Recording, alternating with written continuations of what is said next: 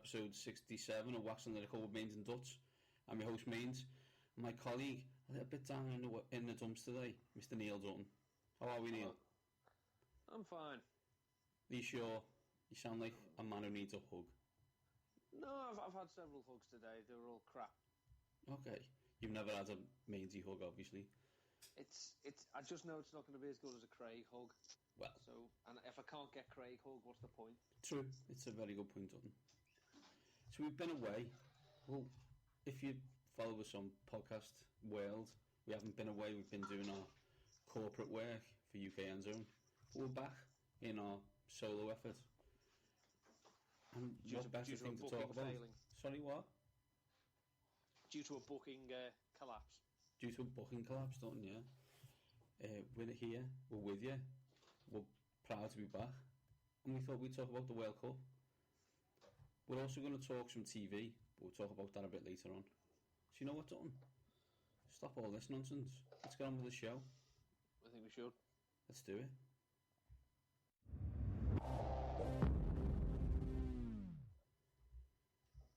So Dutton, as you may have noticed, the World Cup's on.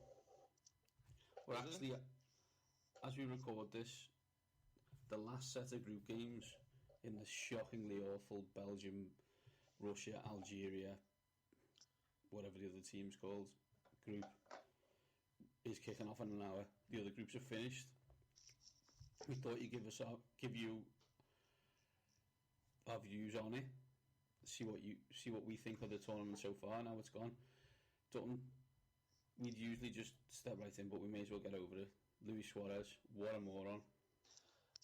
Class A dickhead. He's embarrassing himself with every time he. It's one of those. Every time he steps foot on the football pitch, he just seems to try and go out of his way to draw attention to himself in a negative manner.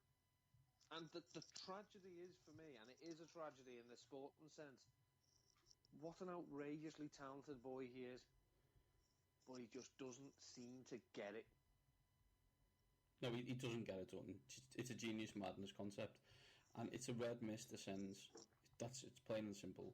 I wouldn't be surprised if he doesn't know what he's doing. But he's doing it, and he should be treated harshly for it. I mean, the great players over the last 20 years, the very talented players, they've had a bit of the devil in them. Like, I can remember Bergkamp getting sent off a few times. Cantona, obviously, he was always good for a red card. There was a bit of the devil, bit of the fire in them. Not like this. No, this is a step further, Dutton. Although you'll never lose the irony of players like Alan Shearer and Danny Mills commenting on it when Alan Shearer kicked Neil Lennon in the face and nearly knocked him out, and Danny Mills broke someone's leg. I mean, let's be honest. Who amongst us hasn't looked at Neil Lennon and thought, I'd like to volley you in the face? Allegedly. Yeah, no. Well, that's anti-ginger, Dutton. I don't like it. Sorry. Represent. I am representing, yeah. So, Dutton, first things first, we're English for our sins. Let's talk about England. First time I haven't won a game since 58. I haven't got out of a group since 58, I think. Mm-hmm. Let's talk first, the manager. Okay. You go, because I could run for hours on this. It's hard for me to really comment extensively because I watched the Uruguay game. I didn't watch the Italy game because Kelsey Breeze, I was ill, and it was on too late. But it just seemed to me that there seems to be this mentality with Woy that he doesn't know what his best team is, but he knows what his best team isn't. So he seems to go out of his way to make sure he doesn't pick something accidentally. The big one for me is that I think it was Ollie Hunter, actually, of Tuesday Morning Football fame, made this point that if you don't think Wayne Rooney's your first choice striker, then don't play him elsewhere just to get him in the team. And I was talking with Ollie on the UK Endzone football programme, available on iTunes, yesterday. We were talking about how, and me and you have had this conversation in the past, every other country in the world if you have like two world-class players, but they don't help the team, one of them doesn't get picked. And that's a problem that England don't seem to have. It seems to be no, we'll jam them in somewhere. And ultimately, I think you could argue that may have cost us. Well, I say cost us. It may have impacted negatively on our ability to advance in the group. I always think that, as you said, England try and pick the 11 best players, not the best team. And then, as you said, square peg round hole scenario. It never works. Roy is I would say, at best, an average manager. He's a low mid-table Premier League manager. Well, that's what he was trying to get. It's what he was trying to turn you into. Well, he succeeded, though. He's on £3.5 million a year, though. There's only one manager in world football on more than that in the international arena. That's a shocking statistic. And do I think another manager would do any better? I don't know, but couldn't we get a manager on £1 million who could do exactly the same as Roy does? The issue for me has always been that, from a continuity angle, why give 4-year contract? You know, just get 2-year deal, go from tournament to tournament, and see how we do. Because then you have a situation where you have Steve McLaren on megabucks, and they sacked him after 2 years because we didn't qualify. Well, now we've got to start it again. I mean, it's not like a club side. You know, you start again, you sweep everyone out, because obviously you still can only pick English players. But it just strikes me as odd that the FA would commit so much money to paying managers not to coach England when that money could be used elsewhere. Yeah, it's a strange one, Dalton. I think, and it moves us on to the next point around the older players. Roy seemed to almost go half-heartedly into that. I'm going to pick a young team, focus on, France in 2016, but then didn't, and then picked Gerrard and Lampard and whatever. And now he's saying he's going to keep them in the squad for the next games if they want to be available. He seems to not make his mind up. These older players, in the formation that we play in, are not the players that we need to pick, and they're not going to help us in the future. And you know my opinion on this, Dutton. After 2006, anyone in that 2006 squad should never have played for England again, because we're not proving anything, because we know what they can do at international level. Not a lot. Exactly. It comes down to this. I mean, as I said earlier with Wayne Rooney, if he's not your first choice centre forward, don't play him anywhere else. Steven Gerrard is not a holding midfield player. He is in a 4-3-3 in the Liverpool team. He's not in a 2. No. So this is the thing. It's that square peg round hole scenario. Yeah. Don't just pick him because he's a good captain and you want him in the team and ask him to do something he can't do. No, he can't do that job. That job that they wanted him to do in that 4-2-3 one, he can't do it. No. He's never been able to play in a 2. There's a reason that Rafa Benitez played him in right mid. There's a reason that Rafa Benitez played him behind Fernando Torres. Because he couldn't play centre mid. No, and never has been able to. No, and it's the same with Lampard. Both wonderful talents, but neither of them can play centre mid in a 4-4-2. And literally there's no examples that anyone can show me that they can. No. And they certainly can't play together. Yeah, but they could in some kind of 3 probably, but they never got the chance to do that. No. So Dalton, finally, there's a few young players.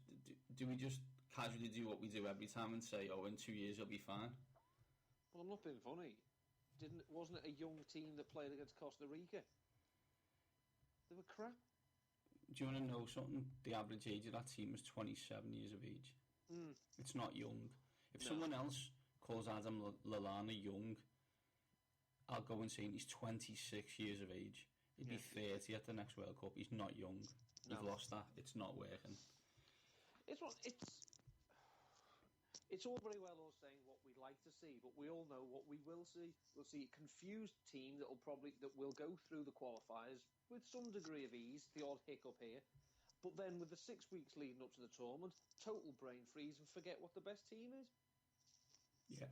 then the issue is, as you know, Dutton, that's happened every time. Yeah. The classic. There's only been one example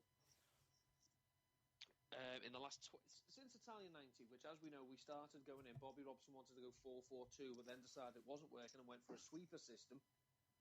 The only time since then that England have gone in with any degree of flexibility regarding their formation to the team's advantage was Euro '96, when literally just went, do you know what, balls to this. We're going 3-5. We're going the 3-5, 2 and a 1 or whatnot. The old Christmas tree. Yeah, the old Christmas tree. And it was the prime example was the game against Scotland, where Redknapp came on at half time and had his only good game in an England shirt and bossed it. And they changed the formation to suit that. And all of a sudden, England looked a different team. And that is the only time we've done it mid-tournament in 24 years and looked a force. Scary thought, really. Terrifying. Done. We'll focus on one team slightly now, Spain. Is that the end of tiki-taka and the end of an era? Yes. Put simply, yes. I think European football has caught up to an extent with tiki-taka in the sense that here's how you beat it. Now, bear in mind, I have no qualifications to coach football. I'm not a manager. I've never managed at any degree, any level other than championship manager. If a team is going to play tiki-taka, keep them out of the box because they won't shoot. If you can keep them out your box, you can break, you can beat them because they will not shoot from outside the area.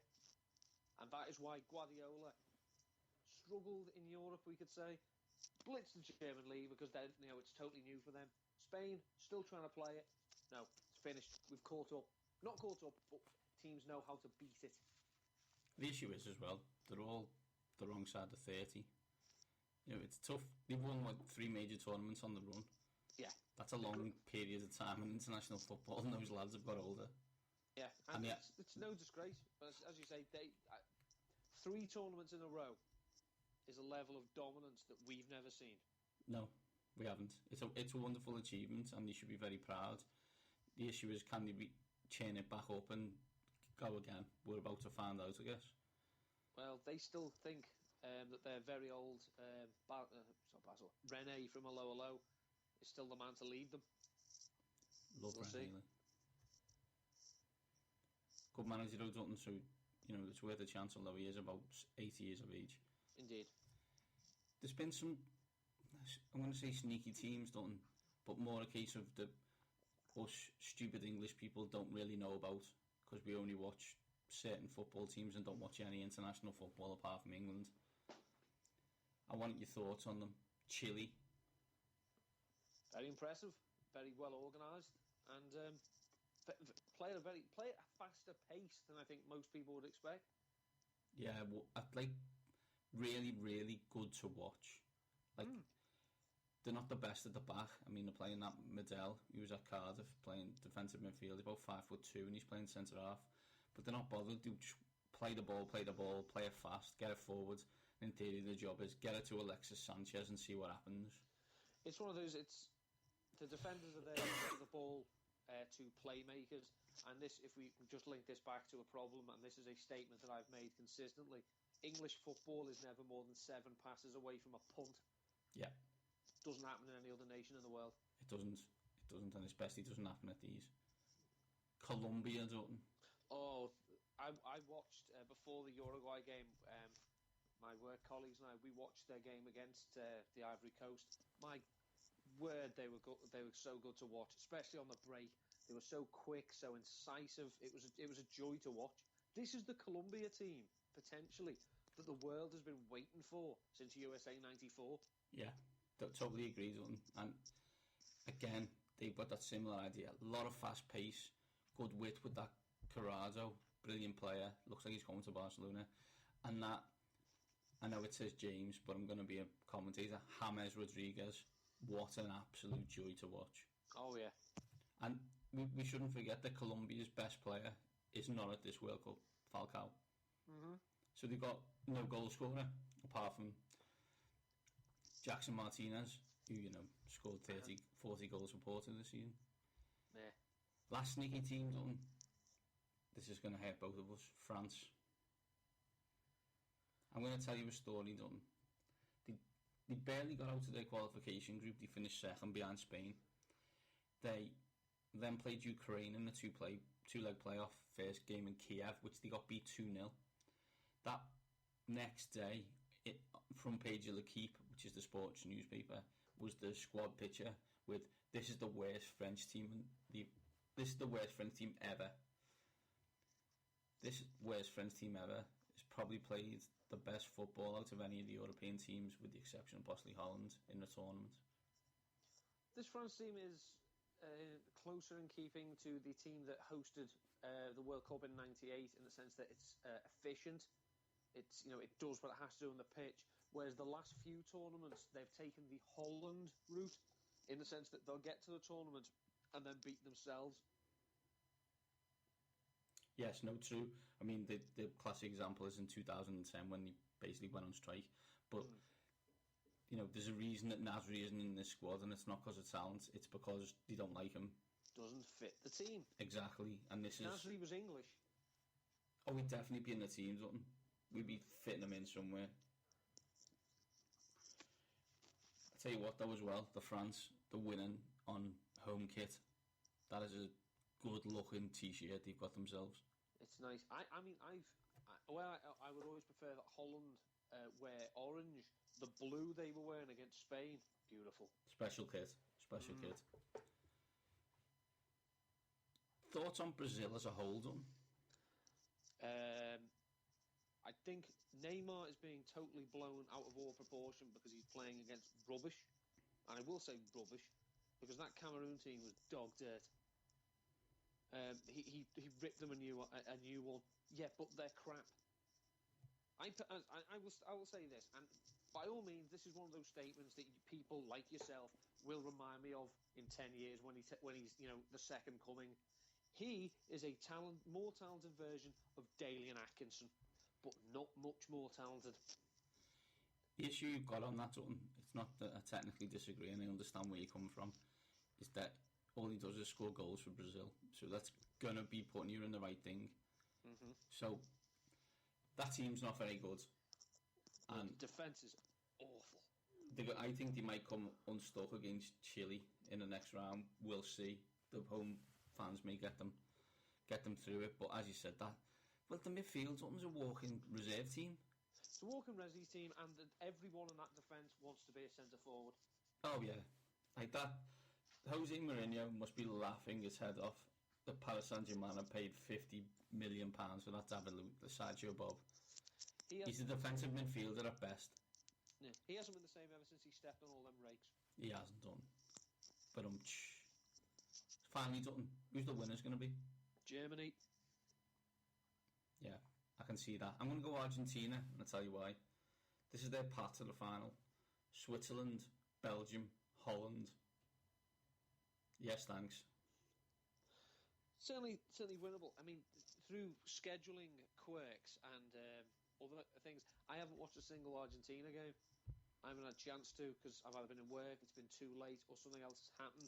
This saddens me because I do like to see them. But they're another team that, as the finals progress, someone in that squad will do something that beats the rest of the team. You have the Ortega sending off in '98, was it? Yeah. Maradona in '94 failing his drug test. They will do something that beats themselves. They're another team that there's always a bit of niggle in the squad. There is, but I'm going to stick with Messi. Yeah, by all means. But as I always say, when it comes to tournament football, Germans are always there or thereabouts. But this German generation don't love getting beaten in a semi-final. It's a worrying trait they are developing. But the Germany? It's a fair comment. Give us your thoughts on who you think is going to win the World Cup at waxing_lyrical, or just chat to me and Dutton. I'm at Mainz7 and Dutton is at ndutton13. Let's move on, Dutton. Yep.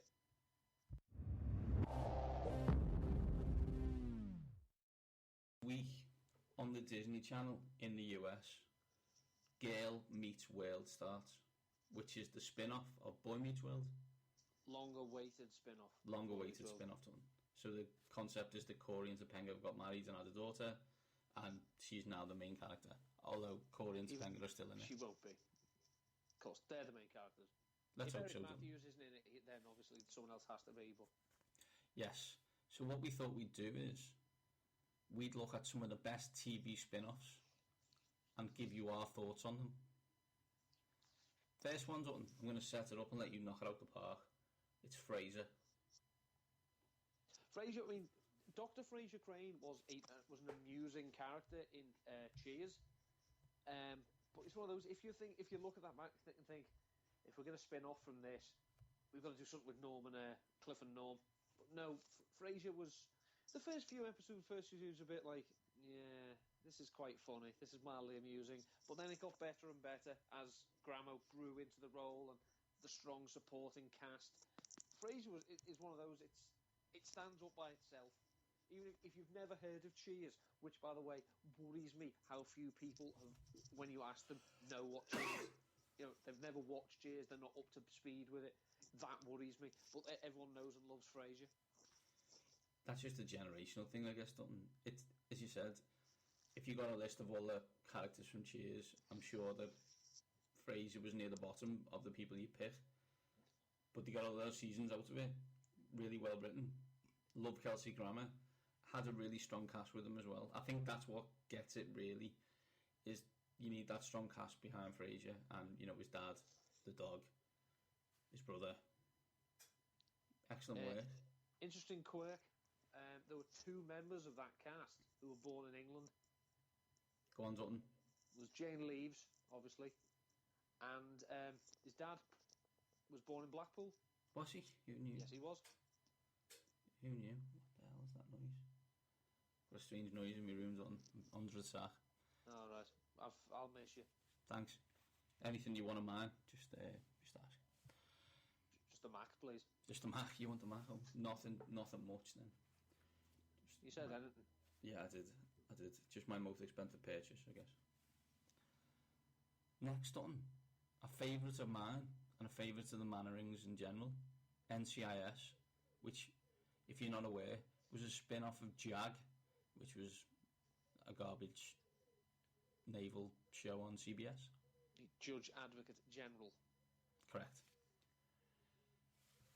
So, NCIS has been going for 10 seasons, and JAG went for 8. And also... JAG lasted 8 seasons?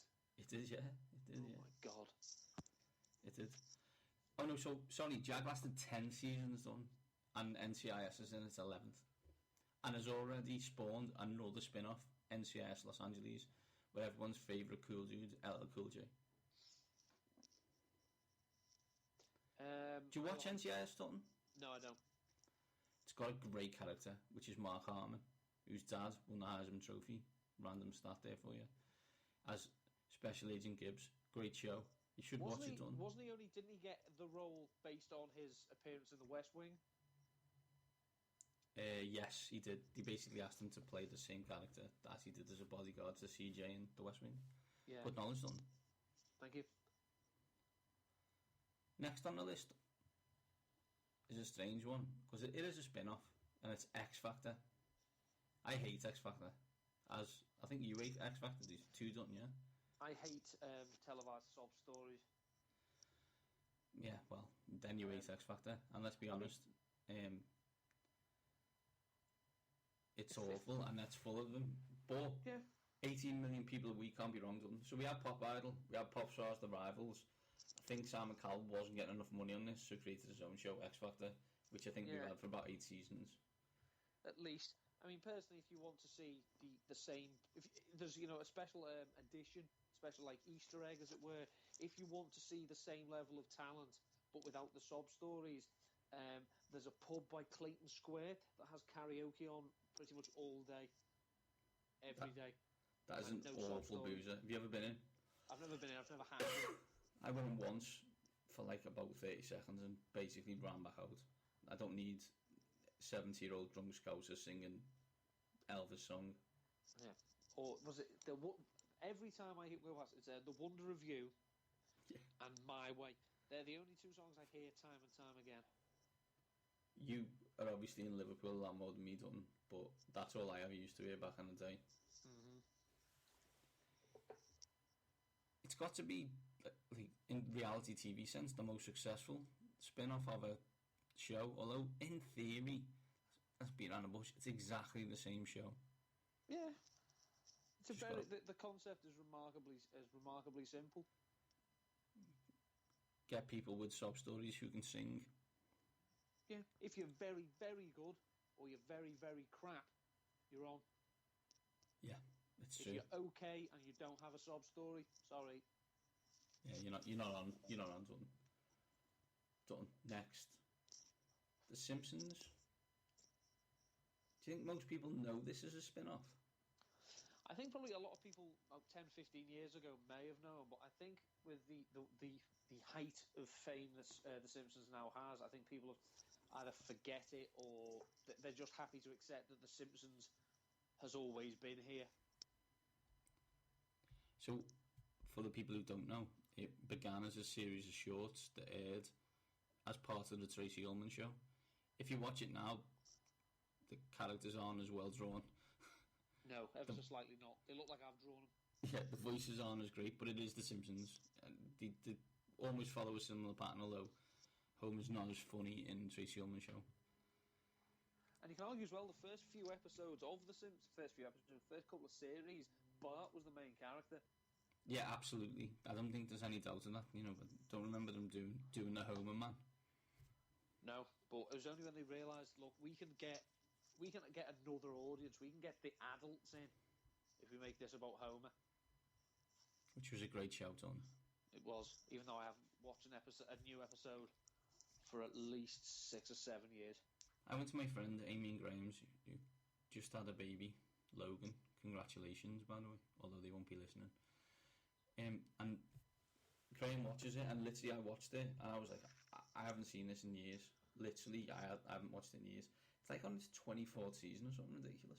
Mm-hmm. Crazy. That's one of the most successful TV series of all time. And it's a spin-off of something else. Yep. Brilliant. Last one, Dutton. This is for you. I want you to knock it out the park. It's Star Trek Next Generation. It was a risk. It was, it was seen at the time, and for long periods after it, it was going to alienate the Trekkies. It was like, no, another captain, another Enterprise, no, not going to happen, rubbish. But it then in itself, it spawned 4 motion pictures of its own.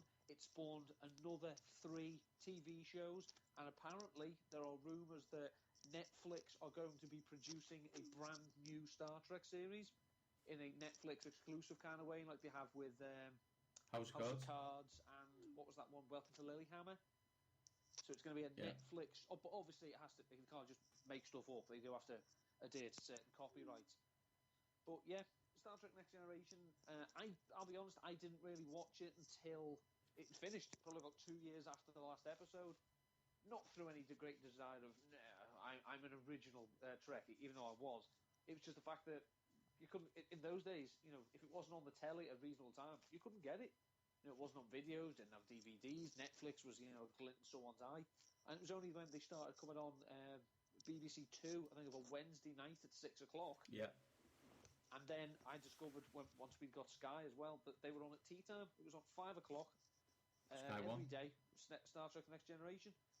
And there was that one glorious day that the same episode was on at 5 o'clock on a Wednesday, and then I got on BBC on 6 o'clock straight after. Genius. Bravo. 1 hour and 3/4 of the same show. Genius. Love it done. So, I know everyone talks about the original, but Next Generation is technically more successful, right? Or am I just being naive? Ran for 7 seasons, 179 episodes compared to 78 of the original. And again, I mean, there was this series was allowed a lot more latitude because of how successful it was. It had 2-part episodes. There was only ever one 2-part episode of the original series, and that was because they literally went, look, we've got this unused pilot. We're going to have to use it, otherwise it's going to cost us a fortune. So they just made a double episode out of it.